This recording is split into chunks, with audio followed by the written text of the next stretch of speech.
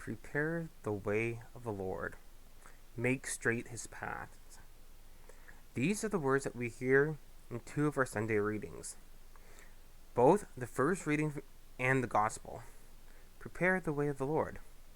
With the Advent season well underway, we have this reminder what we are doing.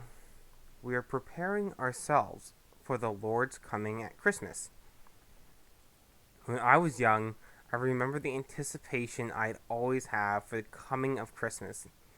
Normally, it was connected to wondering what gifts I'd receive from families and seeing relatives again at the end of December. I'd always try to figure out what gifts I was getting from my family. They often spoke in French to hide what they were talking about. That's when I learned to understand French a lot more. The anticipation of finding out on Christmas Day what I'd receive just led to the greater joy I'd have on the day. Now, things are a bit different. My brother and I are old enough to buy our own video games. So instead of surprising each other with what game we're getting each other, we normally just find games of equal value and buy them. Despite knowing what's coming, there's still this anticipation. The anticipation this time is waiting for the day that my brother and I can play our new games together. We eagerly wait and plan the day to play these games together.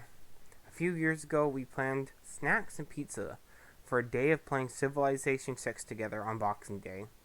We were able to plan because we knew what was coming, so we anticipated it in a different way.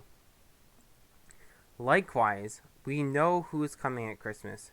We know it's Jesus who is being born. We celebrate his birthday every year. We plan so much for that day. We generally plan the mass we'll attend, which family to visit first, what to eat for dinner, and of course all the gifts we'll get for people. We anticipate so much. The world gets so caught up in preparing for Christmas that the Advent season is mistakenly called the Christmas season sometimes. It's often in the hustle and bustle we forget who this is all meant for. As great as the anticipation was that I had to play Civilization 6 with my brother, my heart yearns even more for the day which I can see the Lord.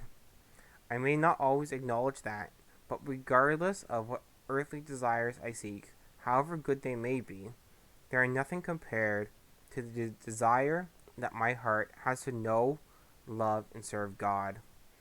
This is the ultimate desire of the human heart.